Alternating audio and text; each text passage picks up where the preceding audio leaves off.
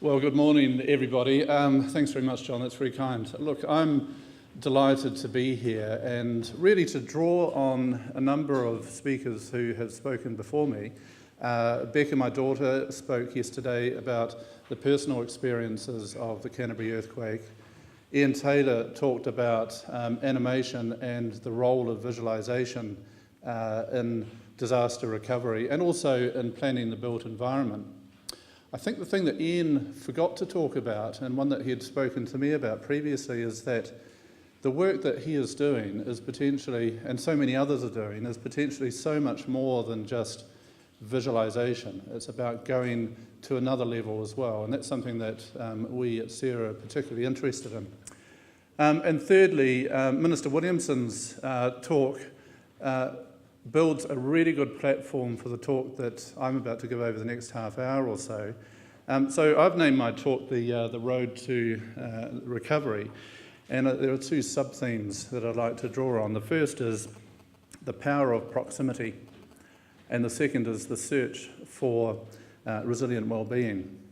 And there's a lot of talk about infrastructure resilience, building resilience, resilience of communities. But I think that as we point forward, we need to be thinking about people and we need to be thinking about their own resilience and all the things that connect to that resilience. But first I want to talk a little bit about the power of proximity. Now, I was at the TEDx conference on Saturday, and one of the themes that came through very much was around, well, actually, before I do that, I'm going to pose a question. You might want to ponder this over the next half hour. So on the image on the top right-hand corner there shows pink bats, and those of you who are not from New Zealand will see this as household insulation. It's just a fiberglass insulation that goes in walls and ceilings. Pink bats, household insulation, and an educational certificate. What do these two things have in common? What do educational certificates and household insulation have in common? Right, so you ponder that and I'll carry on. So the power of proximity. Now, Ian started a video yesterday and said I would continue it. I'll do that in a minute. But one of the things that dawned on us back in November last year, when we were still very much in the throes of the early stages of recovery, was how important it is to bring like-minded people, but from different disciplines together. So the organisation I represent, CERA, is a multidisciplinary organisation. In fact, I've characterised it as being something like a development bank. It's multidisciplinary, and it's focused on one particular purpose. It's like an intelligent community, or we like to think of ourselves as an intelligent community. But we were fortunate to be placed on the 8th floor as the infrastructure team, right beside our project management office and right beside the information systems team. Now, the information systems team were also dealing with all the GIS, gathering all this metadata, bringing it together and making sense of that data and providing that data around the organisation. Now, Minister Williamson has done my job very nicely, thank you very much, Minister, because he went through a lot of that two-dimensional data that we were needing to help inform the very difficult decisions that we were making earlier on in the recovery process. But the question I pose to my own team and also to the information systems team is, how do people get a view on what their city might look like in the future? So we started doing a number of things. We started playing around, and take pity on me. I'm a user. I'm a consumer of information.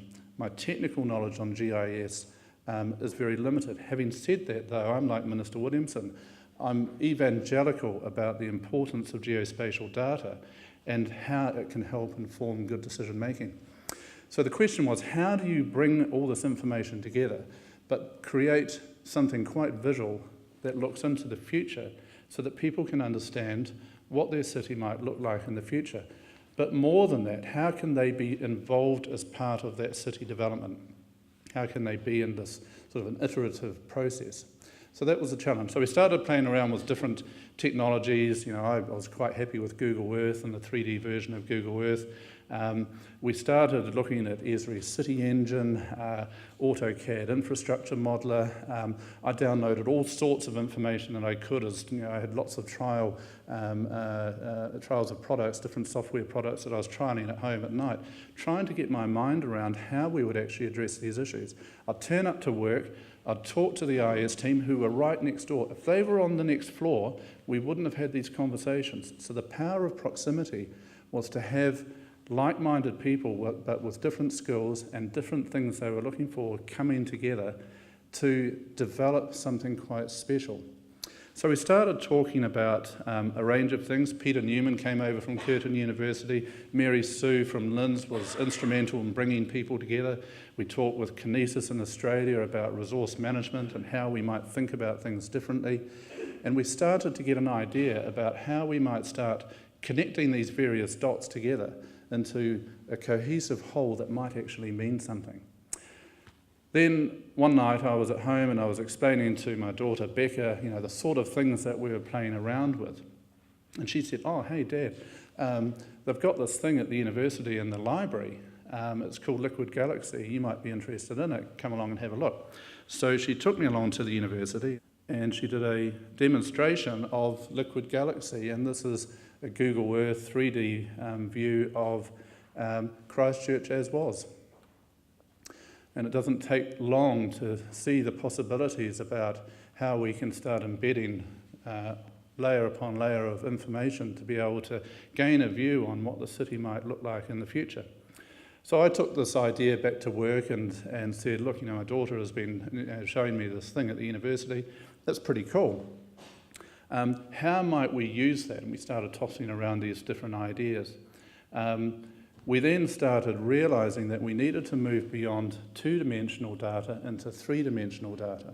I like to think that we need to go beyond that to 4D or temporal data, looking into the future, and also looking back into the past to understand our built environment. But I coined this term 5D. I'm sure you all laugh at me, but 5D to me is about moving beyond visualization, moving into simulation. And with Mary Sue and Peter Newman and others, we started talking about this idea of a sim city for adults, understanding how we might actually be able to bring all the city systems and subsystems together so that we would be able to understand how the city functions now, but also how it might work in the future. We looked at Urban Sim, and we looked at, Stefan Arasona is here, we looked at MatSim that has been used by the Future Cities Lab in Singapore for traffic modelling, agent-based micro-simulation modelling. We looked at all these things and how we might bring them together. And we haven't done that yet, but that for us is the holy grail, is to be able to build a visual representation that is much more than simply that, but is a representation of the city ecosystem as a planning tool and also as a community engagement tool. So the next step really was to use that Galaxy, Liquid Galaxy platform so that we could start thinking about how we might be able to engage with the community. At this point, we were into our 100-day blueprint plan where it was incumbent on CERA to work with our stakeholders to draw on the work that the Christchurch City Council had so admirably done to build an implementation plan so that we could understand spatially what the central city might look like in the future. So the IS team got to work, and again, this is now a representation of some of the 3D modelling work that has been done for the central city. Now this sat in the Christchurch City Council after the blueprint was announced, and here is Becca again as a student ambassador operating for the benefit of the public and other groups coming through to understand what the city might look like. So this is the stage we've got to. We've now got, I think, some quite robust visualization happening, but we need to go to that next step, which is much more community engagement. much more involvement of the community and coming in and providing data for us and commenting on how the city might look as developers come up with building scenarios, that rather than going through the consenting process, which is a lot of words in the back of a newspaper, to something much more engaging and much more visual and much more collaborative using social networks. This is, for us, part of our holy grail. So, having developed this 3D simulation, or not simulation, 3D visualization, the next step for us was to bring all the work that was done for the blueprint and to be able to communicate that at the time that the blueprint was launched after 100 days, which was about 3 weeks ago. I'll show you a video to give you an idea of the sort of work that we have done in conjunction with Ian Taylor from Animation Research. There is an unprecedented opportunity in the heart of the South Island of New Zealand. On the edge of the sweeping Canterbury Plains lies the beautiful city of Christchurch. Recently, the central heart of this city has faced incredible challenges. In the wake of the 2010 and 2011 earthquakes, over 70% of buildings in the central city have been or will be demolished.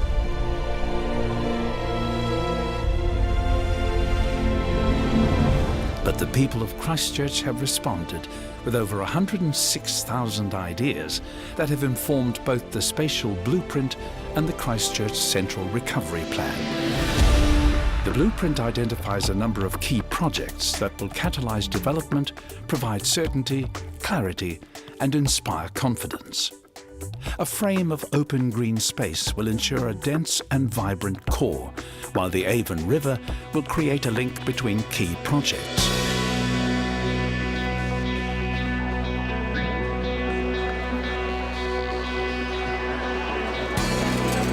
Living spaces, parks, businesses and commerce will evolve and grow to create a prosperous and exciting central city where people of Christchurch, Canterbury, New Zealand and the world will come to live, do business and experience all that the city has to offer.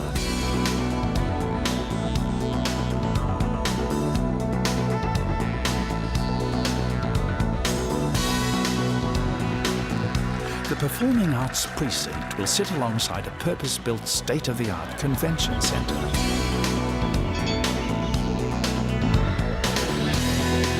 Together, they will form the centrepiece of an exciting cultural and entertainment area in the heart of the city.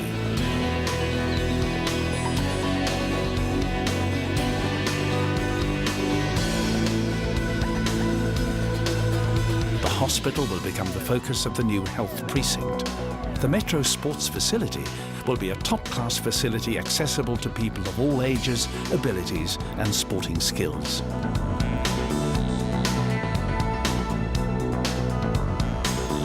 With the blueprint in place, the foundation is set for a whole host of successful initiatives. Initiatives based around clearly identified precincts that will attract a vibrant mix of people, commerce, technology, culture and sport.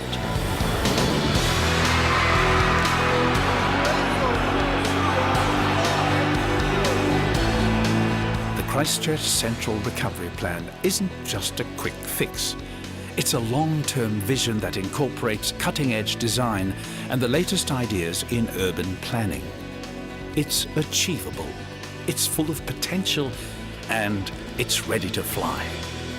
Join us in making the most of this unparalleled opportunity to create a central city that will transform Christchurch and inspire the world.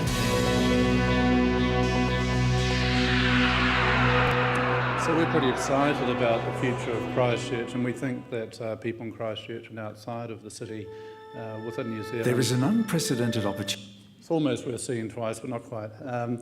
Inside the country and outside the country, we think that we've attracted a lot of attention and a lot of excitement about the future of Christchurch. But the devil is, of course, in the detail, and there's still much to do.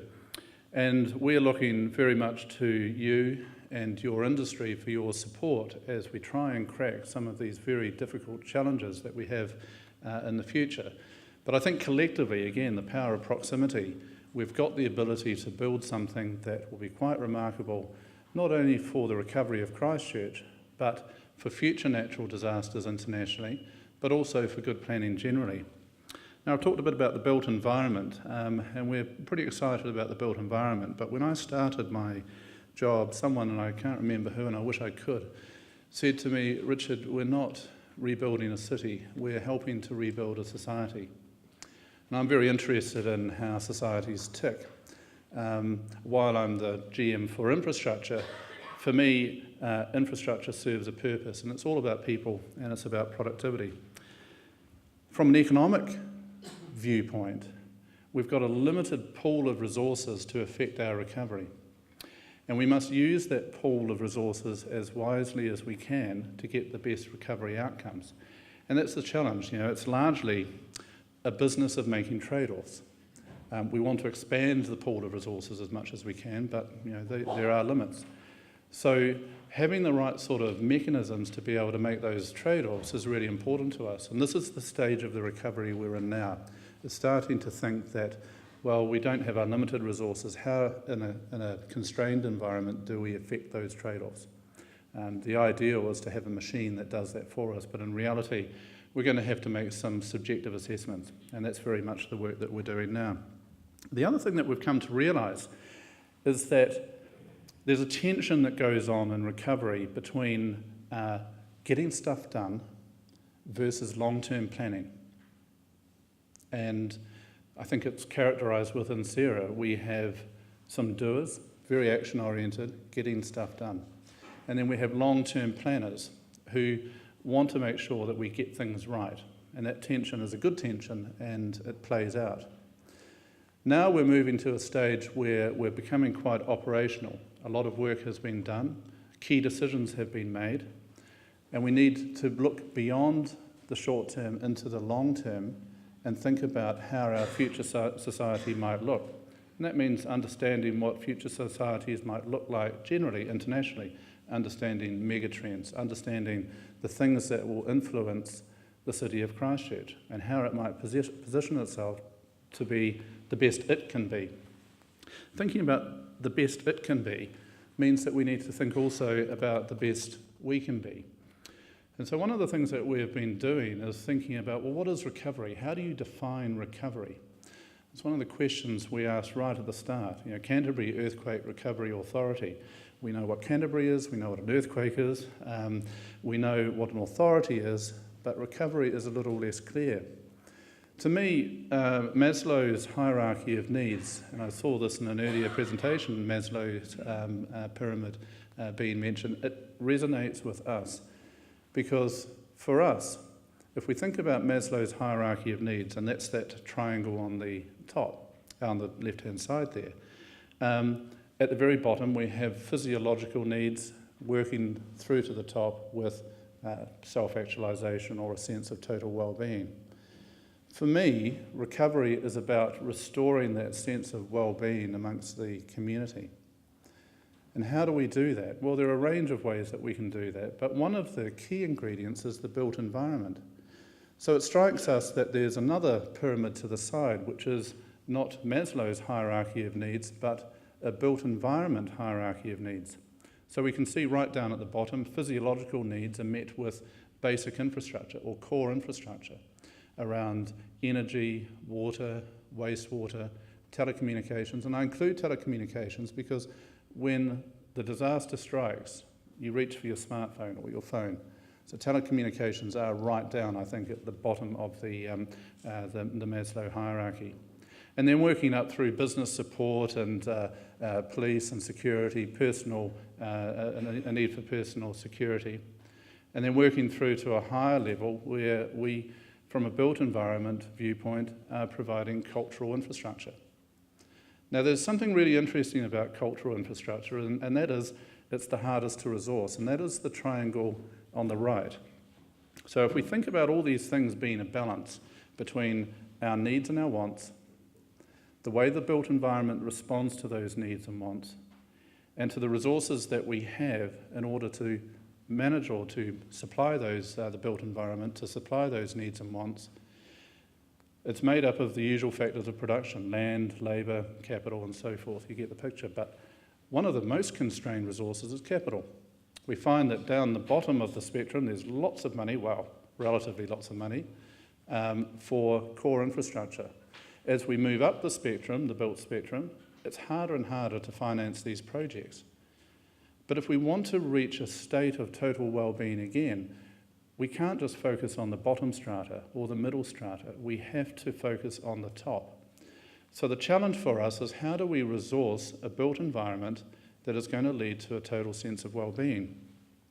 For me, what happens in a natural disaster is the built environment is compromised, the built environment drops.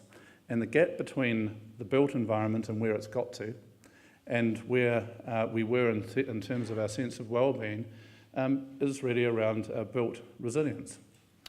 If we then look at what happens next, our community well-being falls back as well, partly as a response to the built environment being compromised. We can't go to work. We're having to do more because we've got to find our water. It's harder to get food. It's all of those things. So our well-being is compromised. So the difference between where we were and where we are now is a reflection of community resilience. So to me, the challenge is not only how do we get back to that point we were before and beyond that, but how do we make sure that if another event occurs, that we're resilient enough for our well-being not to be compromised. So that's why I think that the challenge for us is around resilient well-being. So what happens? Built environment, basically, bricks and mortar gets converted into cash. If you're insured, you make your claim, you get paid or rebuilt, and so the resources triangle on the right expands. And the challenge then is to worry about what happens next, because there are a number of responses. One could be, and you can see the little arrow on the right, that there's a flight of capital. People take their payouts and they leave the city and they go elsewhere, and that's a loss. Or, it could be an and actually, there's a flight of people because their well-being is compromised, they're better off elsewhere, and they leave as well. So that's a crucial period, and we're in that period right now where people need confidence, they need to have hope, and they need to have a purpose, a reason for staying, to hold on for their insurance payment to come, to wait and go through the frustration of rebuilding so that they come out the other side and they have that new equilibrium, the new city, and a new sense of well-being. Not the same sense of well-being, a new sense of well-being. So we're in that stage at the moment where we're looking to payouts coming back to rebuild our built environment, to restore our sense of well-being, and that then ultimately creates this new equilibrium. So that new equilibrium depends very much on, I think, the picture or the image that was on the first slide, the installation and the educational certificate. Now, I've become very interested in urbanomics and urban theory and trying to understand what the built environment response should be in order to restore a sense of well-being. And, I've looked at a number of key thinkers, and two that strike me are Richard Florida and the Rise of the Creative Classes, and Ed Glazer, a Harvard economist who wrote last year, The Triumph of the City. Now, Ed contends that there are two factors that indicate prosperity of a city more than any other. The highest correlation is between levels of education and midwinter temperatures. Now, we can't do much about midwinter temperatures in Christchurch, but we can respond through our built environment. I actually rather jokingly said to Professor Tim David at the University of Canterbury, who's the head of the high performance computing part of the university,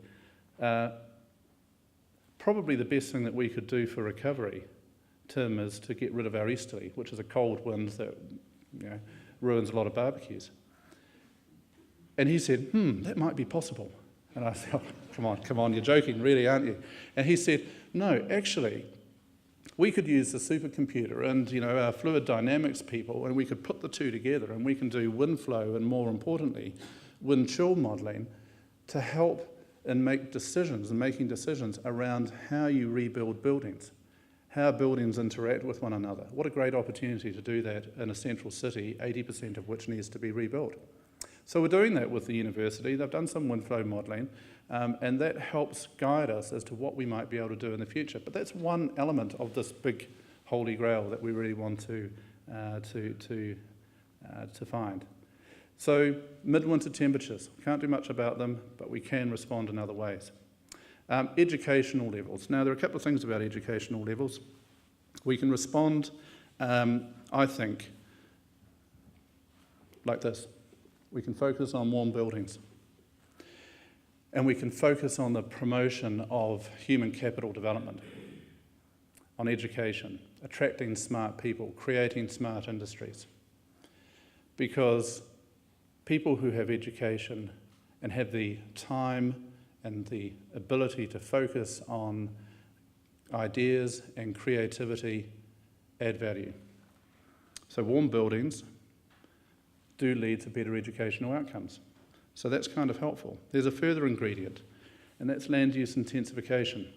So one of the challenges we've got in the city at the moment is that we may have urban sprawl when actually we want to draw to the core. If we can make the right land use decisions, which probably lead to intensification, it means that we end up with better expenditure on infrastructure, better expenditure in terms of our housing, our energy, and our transport, which means less spending on those things that can be redirected elsewhere. What does that do?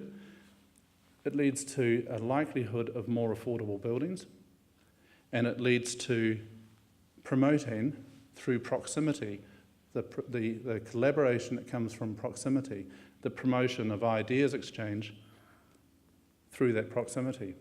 Okay, so I think that's kind of cool. What does that do? It leads us to have more capital. And what do we do with that capital? We put that capital into the things that we've been talking about over the last couple of days. We put it into resilience, resilient buildings, smart infrastructure, the possibility of creating a living laboratory in Christchurch is remarkable. And we put it into the environment and into environmental management and our ability to adapt to environmental change. So that leads to resilient buildings and improved productivity. And what does that lead to? I think it leads to a heightened sense of well-being for Christchurch going forward. Thank you for your time.